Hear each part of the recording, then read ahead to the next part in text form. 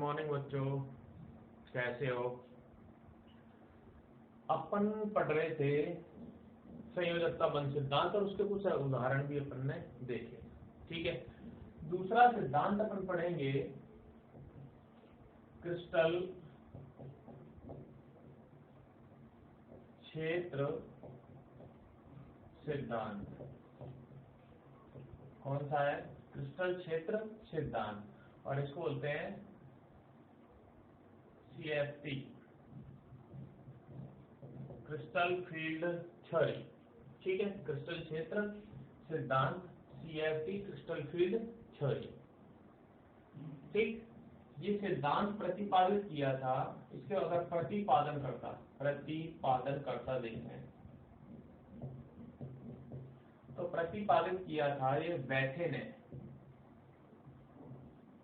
बैठे द्वारा ये प्रतिपादित किया गया था।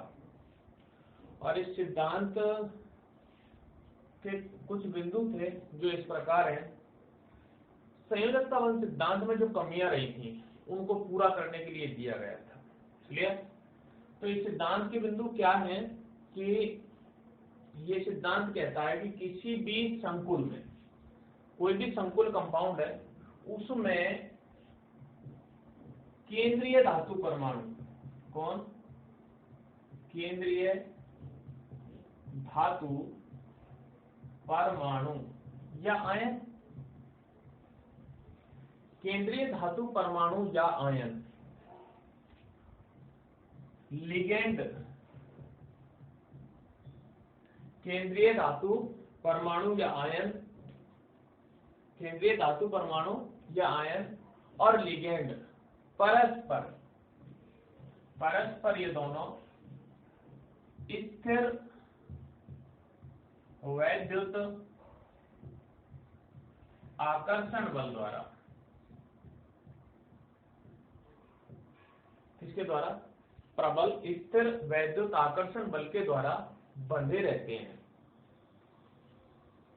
या इसको वैद्युत संयोजी बंध कहते हैं।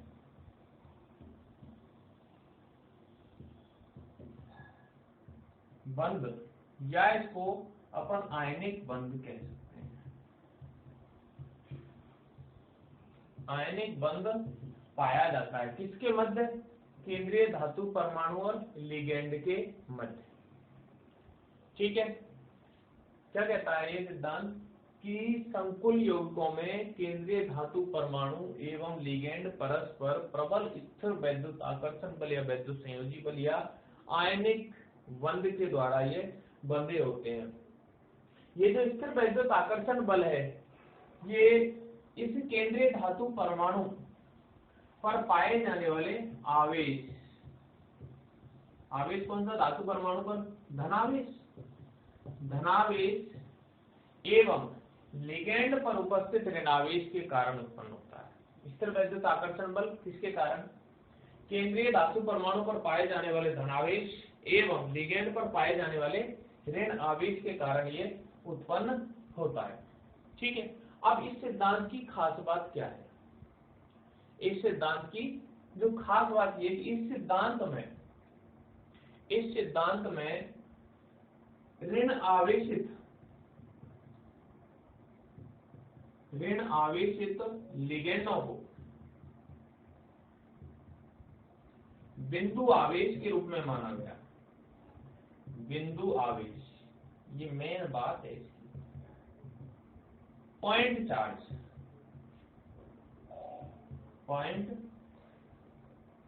चार्ज बिंदु आवेश के रूप में माना गया। किनको? ऋण आवेशित लिगेंडों को। और जो उदासीन लिगेंड थे, उन उदासीन लिगेंडों को द्विध्रुव के रूप में माना गया। किसके रूप में? द्विध्रुव के रूप में माना गया। ये खास बात है इसकी। सबसे इंपॉर्टेंट पॉइंट यही है कि इस सिद्धांत में ऋण आवेशित लिगेंडों को बिंदु आवेश के रूप में या पॉइंट चार्ज के रूप में माना गया, जबकि उदासीन लिगेंडों को द्विध्रुव के रूप में माना गया। ठीक है, उदासीन लिगेंडों किसके रूप में? द्विध्रुव के रूप में माना गया। ठीक, अब डी कक्षक कितने प्रकार के होते हैं? 5 प्रकार के होते हैं। ठीक है, ध्यान से सुनिएगा। डी कक्षक कितने प्रकार के? 5 प्रकार के डी कक्षक होते हैं और पांचों प्रकार के डी कक्षकों की ऊर्जाएं समान होती हैं और समान होने के कारण पांचों प्रकार के डी कक्षकों की ऊर्जाएं समान होती हैं और ऐसे कक्षक जिनकी ऊर्जाएं या एक ही उपकोष के ऐसे कक्षक जिनकी ऊर्जाएं समान होती हैं क्या कहलाते हैं? समभ्रंश कक्षक कहलाते हैं। तो 5 डी कक्षक होते हैं और 5 डी कक्षक अपन इस प्रकार से बना देते हैं।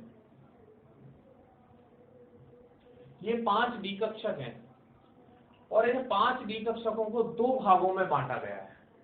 कितने? 2 भागों में। ठीक है, ये 5 डी कक्षक इनकी ऊर्जाएं समान है तो ये क्या कहलाएंगे? समभ्रंश कक्षक। समभ्रंश कक्षक कहलाते हैं। ठीक है, या अपभ्रष्ट कक्षक भी इनको कहा जाता है। ठीक है, इनकी ऊर्जाएं समान है। अब समान है तो 5 प्रकार की ये कक्षक है तो इनको 2 भागों में अपन बांट दें तो देखें आप, एक ये कक्षक डी एक्स वाई, ठीक है, ये d Y Z, D Z x, ये D x square Y square और ये डी जेड स्क्वायर, ये 5 प्रकार के डी कक्षक हो गए। ठीक है, अब यहां देखें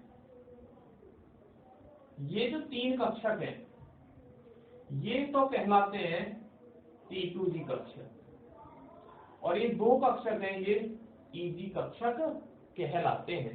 T2G और EG 2 भागों में इनको डिवाइड कर दिया तो ये इनकी पांचों कक्षकों की ऊर्जाएं समान और समान होने के कारण क्या कहलाएंगे? समभ्रंश कक्षक कहलाते हैं। और इनकी ये समभ्रंशता या अपभ्रंशता तब तक बनी रहती है जब तक कि इन डी कक्षकों के संपर्क में कोई ऋण आवेशित लिगेंड का गोलीय संवेग क्षेत्र बना रहता है। और जैसे ही इन डी कक्षकों के संपर्क में कोई ऋण आवेशित लिगेंड का ऋणात्मक सिरा आता है, ध्यान से सुनना, जैसे ही इन समभ्रंश कक्षकों के संपर्क में ऋण आवेशित लिगेंड का, कौन से लिगेंड का? ऋण आवेशित लिगेंड का, ऋण आवेशित लिगेंड का, कौन सा सिरा? ऋण आवेशित सिरा। ऋण आवेशित सिरा आता है वैसे ही इनकी समभ्रंशता या अपभ्रंशता समाप्त हो जाती है। वैसे ही इनकी समभ्रंशता या अपभ्रंशता समाप्त हो जाती है और ये 2 भागों में बढ़ जाते हैं। ठीक है, या 2 समुच्चयों में बढ़ जाते हैं, अलग अलग ऊर्जा वाले 2 समुच्चयों में ये बढ़ जाते हैं या विभाजित हो जाते हैं। क्लियर? तो एक उच्च ऊर्जा वाला और एक निम्न ऊर्जा वाला समुच्चय बनता है। ठीक है, अब चूंकि 2 भागों में ये विभाजित होते हैं तो इनकी ऊर्जाओं में अंतर आता है। 2 भाग कौन से होंगे? T2G कक्षक और EG कक्षक। इन 2 भागों में विभाजित हो जाते हैं। T2G कक्षक और EG कक्षकों में ये विभाजित हो जाते हैं। इस प्रकार से ये इनका गोलीय संवेग क्षेत्र, गोलीय संवेग, या फिर इसको ये कहना है कि लिगेंड की उपस्थिति में, किसकी उपस्थिति में? लिगेंड की उपस्थिति में डी कक्षकों की औसत ऊर्जा,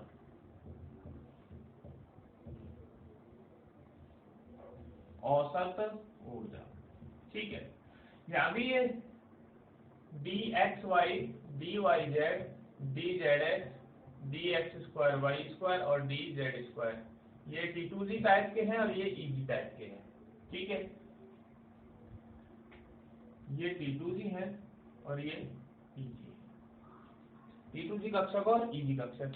अब जैसे ही ऋण आवेशित लिगेंड का ऋणात्मक सिरा इनके संपर्क में आएगा तो 2 भागों में, 2 विभिन्न अलग अलग ऊर्जा वाले 2 भागों में विभाजित हो जाते हैं। ठीक है, और T2G कक्षक और Eg कक्षक के मध्य ऊर्जा का अंतर। T2G कक्षक और Eg कक्षकों के मध्य ऊर्जा का अंतर क्रिस्टल क्षेत्र विपाटन ऊर्जा कहलाता है। T2G एवं या ये कहते हैं T2G माइनस Eg बराबर क्या कहलाएगी? क्रिस्टल क्षेत्र विपाटन ऊर्जा। क्रिस्टल क्षेत्र विपाटन ऊर्जा। T2G कक्षक और Eg कक्षक दोनों के मध्य ऊर्जा का अंतर क्या कहलाता है? क्रिस्टल क्षेत्र विपाटन ऊर्जा कहलाता है। ठीक है, CFSE तो शॉर्ट वाले CFSE। ठीक है, क्रिस्टल क्षेत्र विपाटन ऊर्जा। क्लियर? कोई दिक्कत? अब देखें आप, दो प्रकार से विपाटन होता है इनका। कितने प्रकार से? दो प्रकार से, अष्टफलकीय संकुलों में और चतुष्फलकीय संकुलों में। अष्टफलकीय संकुलों में और चतुष्फलकीय संकुलों में। तो देखें आप, अष्टफलकीय संकुलों में देखें, अगर अपन अष्टफलकीय संकुलों में देखें, अष्टफलकीय संकुलों में क्रिस्टल क्षेत्र विपाटन,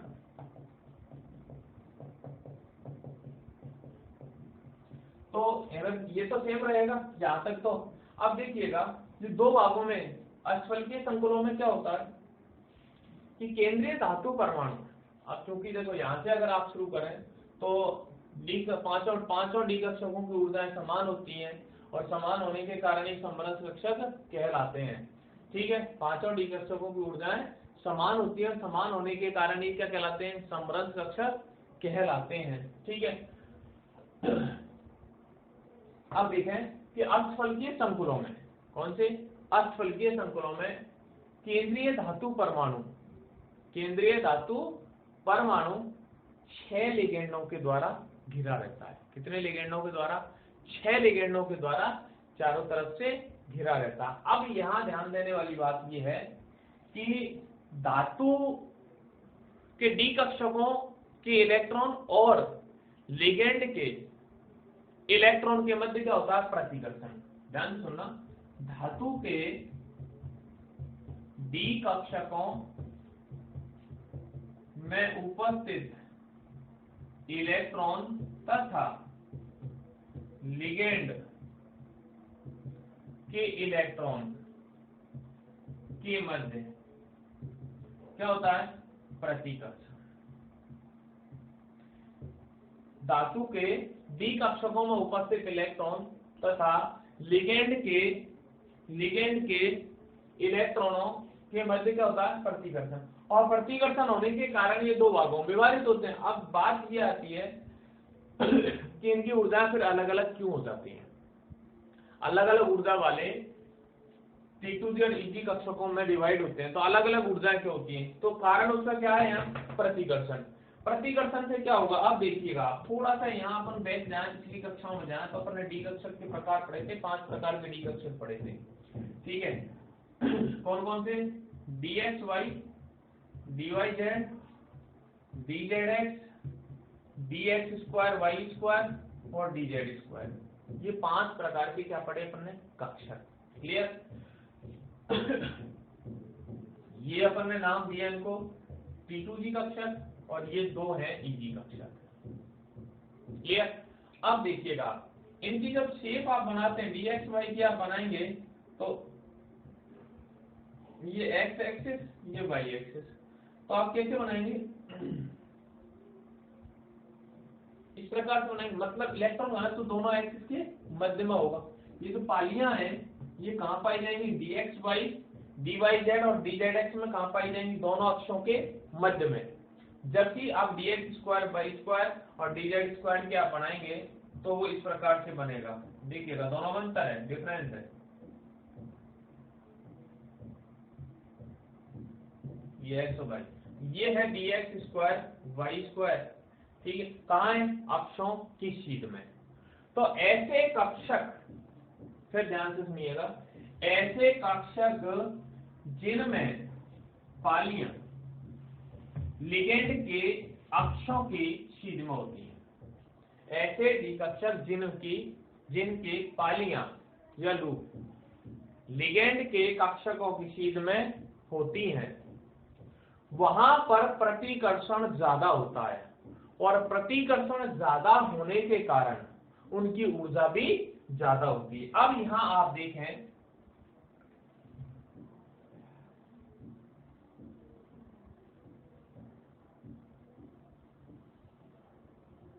ये इनको दो भागों में डिवाइड कर दिया, और दो भागों में डिवाइड कर दिया,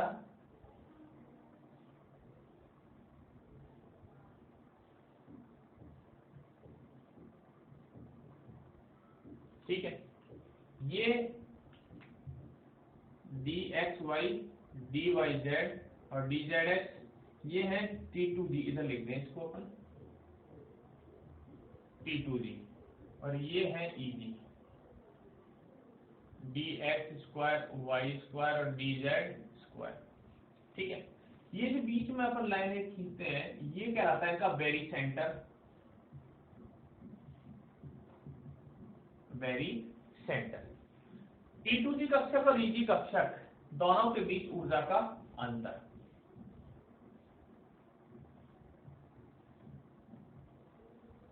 क्या कहलाए? क्रिस्टल क्षेत्र विपाटन ऊर्जा कहलाता है। अब यहाँ पर असफलकीय संकुलों में इसको डेल्टा ओ से दर्शाएं। डेल्टा नॉट नहीं है, ये डेल्टा ओ, ओ का मतलब यहाँ ऑक्टाहेड्रल से है, अष्टफलकीय, ठीक है। या इसको tan dq से अपन दर्शा देते हैं, tan dq से। अब यहाँ आप देखें कि इन दोनों के बीच जो अंतर है वो +0.6, या इसको अपन 3/5, या इसको अपन 6dq बोलते हैं, ठीक है। यहाँ -0.4 या 2/5 या 4dq, ठीक है, 4dq, क्लियर? ये अंतर होता है, एक ही बात है, और टोटल क्या है इनका 10dq। यहां पर dx square minus y square और dz स्क्वायर, इन दोनों d कक्षकों की जो पालियां होती हैं वो एक लिगेंड के कक्षकों की एक दूसरे की सीध में होती है। सीध में होने के कारण प्रतिकर्षण ज्यादा होता है, और प्रतिकर्षण ज्यादा होने के कारण ये उच्च ऊर्जा स्तर पर बनते हैं, क्लियर? दूसरा, ये जो dxy dyz और dzx कक्षक हैं, इनकी पालियां कहाँ होती हैं? दोनों अक्षों के मध्य में होती है, और मध्य में होने के कारण लिगेंड के कक्षक और डी कक्षक के इलेक्ट्रॉनों के मध्य प्रतिकर्षण कम होता है। प्रतिकर्षण कम होने के कारण ये निम्न ऊर्जा स्तर पर बनते हैं, और ये Eg कक्षक उच्च ऊर्जा स्तर पर बनते हैं। यहाँ प्रतिकर्षण ज्यादा होता है, इनमें प्रतिकर्षण कम होता है, क्लियर? अब क्रिस्टल क्षेत्र विपाटन का मान धातु परमाणु या आयन एवं लिगेंड पर उपस्थित आवेश की प्रकृति पर निर्भर करता है। किस पर? लिगेंड पर उपस्थित आवेश की प्रकृति पर निर्भर करता है, क्लियर? लिगेंड पर उपस्थित आवेश की प्रकृति पर निर्भर करता है। कैसे? अगर लिगेंड कैसा है? प्रबल, तो विपाटन ज्यादा होगा। अगर लिगेंड दुर्बल है तो विपाटन कम होगा, ठीक है। ये तो है अष्टफलकीय संकुलों में क्रिस्टल क्षेत्र विपाटन के लिए डायग्राम, क्लियर? अब लिगेंड क्रिस्टल क्षेत्र सिद्धांत में ये जो क्रिस्टल क्षेत्र विपाटन है, ये लिगेंड और धातु परमाणु या आयन पर उपस्थित आवेश की प्रकृति पर निर्भर करता है। वो कैसे विपाटन ज्यादा होगा, तो उसका अपन एक डायग्राम यहीं बना लेते हैं, तो देखिएगा। ये 5 प्रकार के डी कक्षक अपन ने बना दिए, ठीक है। यहां पर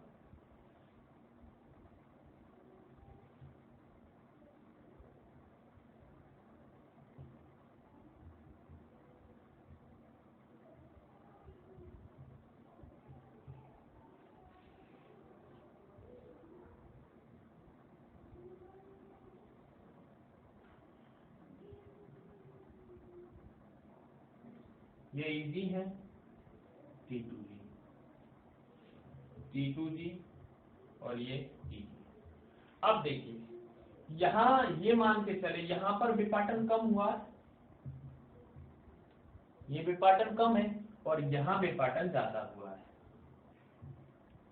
ठीक है, तो ये तो है प्रबल लिगैंड क्षेत्र की उपस्थिति में, ठीक है, और ये है दुर्बल लिगैंड क्षेत्र की उपस्थिति में। जहां दुर्बल लिगैंड क्षेत्र होगा वहां विपाटन कम होगा और जहां लिगैंड प्रबल होगा वहां विपाटन ज्यादा होगा। ठीक है, जहां लिगैंड कैसा होगा, प्रबल होगा, वहां विपाटन ज्यादा होगा, जहां लिगैंड दुर्बल है वहां पर विपाटन कम होगा। अब ये विपाटन किस पर डिपेंड करेगा, आवेश की प्रकृति पर। अब अष्टफलकीय संकुलों में अपन जब इनमें विन्यास देखें, इनका विन्यास देखें केंद्रीय धातु परमाणु का कि इलेक्ट्रॉनों का वितरण कैसा रहे, इलेक्ट्रॉन वितरण कैसा रहे, तो इलेक्ट्रॉनों का जो वितरण है वो दो प्रकार की ऊर्जाओं पर डिपेंड करता है। कौन कितने प्रकार की, दो प्रकार की ऊर्जाओं पर डिपेंड करता है। ठीक है, अब दो प्रकार की ऊर्जाएं कौन कौन सी है आप देखिएगा।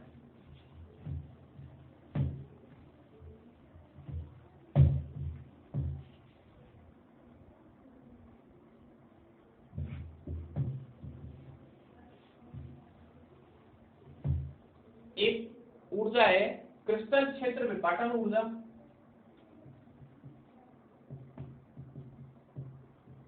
क्रिस्टल क्षेत्र विपाटन ऊर्जा, और दूसरी है युग्मन ऊर्जा P और डेल्टा O। क्रिस्टल क्षेत्र विपाटन ऊर्जा और युग्मन ऊर्जा P। और युग्मन ऊर्जा क्या होती है, तो किसी कक्षक में उपस्थित इलेक्ट्रॉन, किसी कक्षक में उपस्थित इलेक्ट्रॉन को युग्मित करने के लिए आवश्यक ऊर्जा की मात्रा, किसी कक्षक में उपस्थित इलेक्ट्रॉन को युग्मित करने के लिए आवश्यक ऊर्जा की मात्रा क्या कहलाती है, युग्मन ऊर्जा कहलाती है।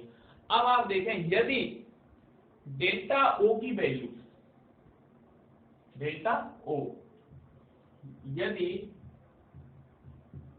Delta O greater than P हो, यदि delta O greater than P हो तो वहां पर इलेक्ट्रॉनों का युग्मन हो जाएगा। Delta O greater than P मतलब क्रिस्टल क्षेत्र विपाटन ऊर्जा का मान युग्मन ऊर्जा से ज्यादा होगा, तो वहां पर इलेक्ट्रॉन का युग्मन होगा। ठीक है, और युग्मन कब हो सकता है, वो होगा प्रबल लिगैंड क्षेत्र की उपस्थिति में, क्षेत्र की उपस्थिति में। क्लियर, और जब प्रबल लिगैंड क्षेत्र की उपस्थिति में होगा तो वहां क्या बनेगा, आंतरिक कक्षक संकुल का निर्माण होता है। आंतरिक बाह्य कक्षक संकुल को या रंगों को या चुंबकीय प्रकृति को संयोजकता बंध सिद्धांत नहीं समझा सका। ठीक है, अगर दूसरी कंडीशन क्या बनती है कि यदि delta O less than P हो तो वहां पर इलेक्ट्रॉन का युग्मन नहीं होता, और नहीं होता मतलब वहां लिगैंड कैसा है, दुर्बल लिगैंड क्षेत्र की उपस्थिति, मतलब वहां पर बाह्य कक्षक संकुल बनता है, बाह्य कक्षक संकुल का निर्माण होता है, या उच्च चक्रण संकुल कहते हैं अपन। ठीक है, उच्च चक्रण संकुल कहते हैं। क्लियर, बात समझ में आई। इलेक्ट्रॉनों का वितरण किस पर डिपेंड करेगा, इलेक्ट्रॉनों का वितरण दो प्रकार की ऊर्जाओं पर डिपेंड करता है। कितने प्रकार की, दो प्रकार की, कौन कौन सी? क्रिस्टल क्षेत्र विपाटन ऊर्जा जिसे डेल्टा ओ कहेंगे, और युग्मन ऊर्जा जिसे पी से दर्शाएंगे। अगर डेल्टा ओ क्रिस्टल क्षेत्र विपाटन ऊर्जा का मान पेयरिंग ऊर्जा से ज्यादा है तो इलेक्ट्रॉनों का युग्मन हो जाएगा, किसकी उपस्थिति में? प्रबल लिगैंड क्षेत्र की उपस्थिति में होगा, आंतरिक कक्षक संकुल या निम्न चक्रण संकुल का निर्माण होगा। ठीक है, यदि क्रिस्टल क्षेत्र विपाटन ऊर्जा का मान युग्मन ऊर्जा की तुलना में कम है तो इलेक्ट्रॉनों का युग्मन नहीं होगा, मतलब डेल्टा ओ ग्रेटर लेस देन पी, इलेक्ट्रॉनों का युग्मन नहीं होगा। दुर्बल लिगैंड क्षेत्र की उपस्थिति में ऐसा होता है जिसके कारण बाह्य कक्षक संकुल का निर्माण होता है। अब आप देखें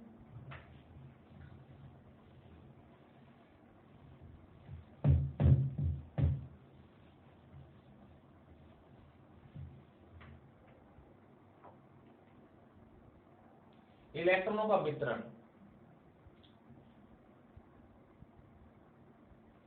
तो डी विन्यास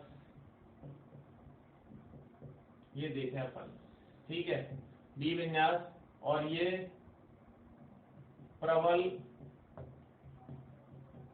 लिगैंड क्षेत्र की उपस्थिति में, ठीक है, और यहां लिख दें दुर्बल लिगैंड की उपस्थिति में, ठीक है।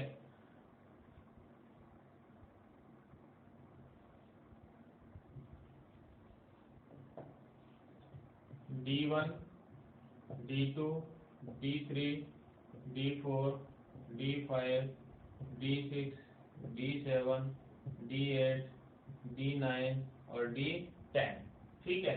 यहाँ इसको भी दो भागों में डिवाइड करें अपन, एक छोटा सा यहाँ एक कॉलम और बना दें और इसको भी दो भागों में डिवाइड करके यहाँ कॉलम, ठीक है। यहाँ पर अपन लिख दें T2G कक्षक और ये EG कक्षक, ठीक है। यहाँ अयुग्मित इलेक्ट्रॉन, ये T2G और ये EG और यहाँ अयुग्मित इलेक्ट्रॉन,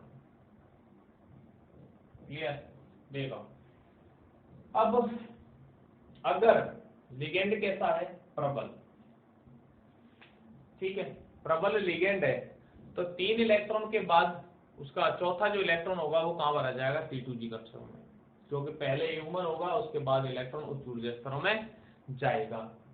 तो आप देखें इसको पहले एक बार देख लें, छोटा सा यहाँ डायग्राम फिर बना के बताऊं, उसके बाद आप समझें इसको कि ये बी कक्षक है 5, ठीक है, और इसका कर दिया अपन ने विपाटन, ये EG कक्षक, ये T2G कक्षक।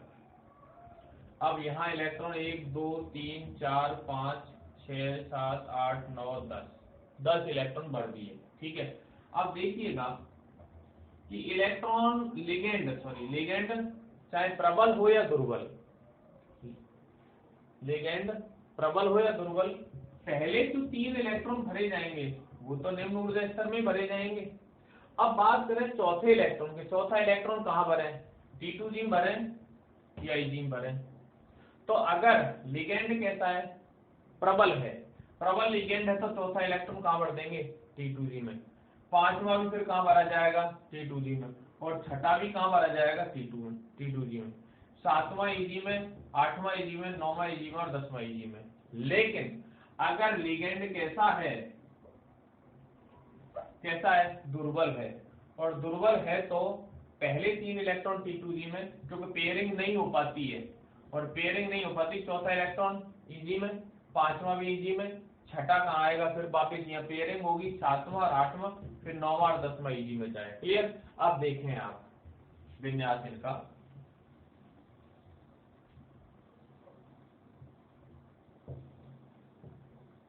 देखें आप विन्यास,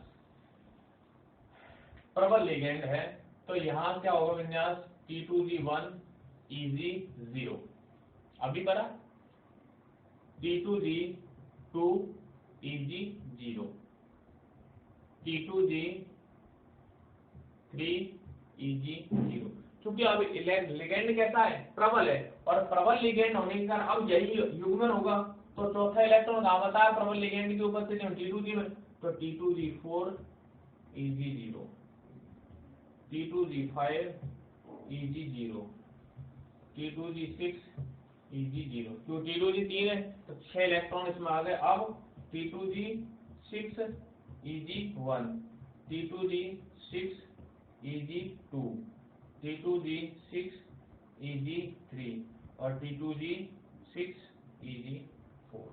क्लियर।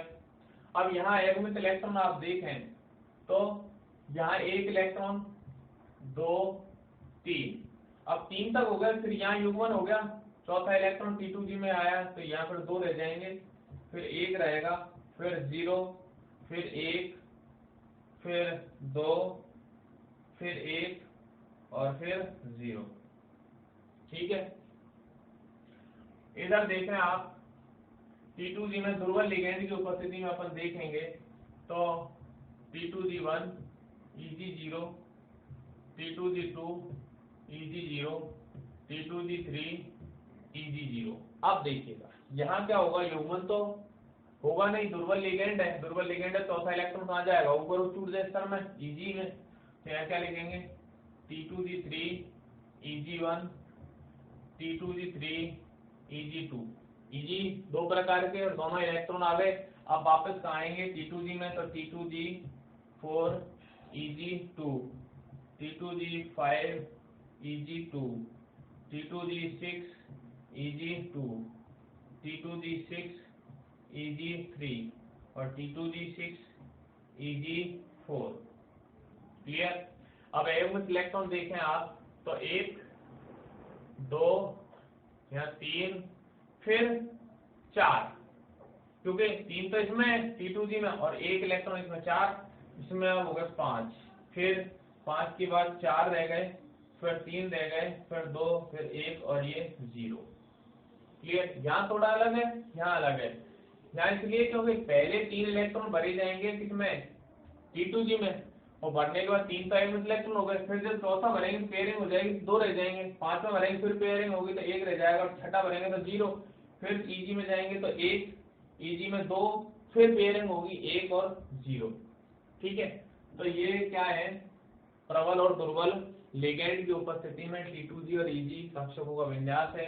अगर इसमें कोई चीज आपकी प्रॉब्लम कर रही है, समझ में नहीं आई हो, पहले मैंने आपको PDF सेंड कर दी है, PDF पढ़ें, उसके बाद इसको देखें, इसको पढ़ें, इसको समझें। क्लियर। धन्यवाद।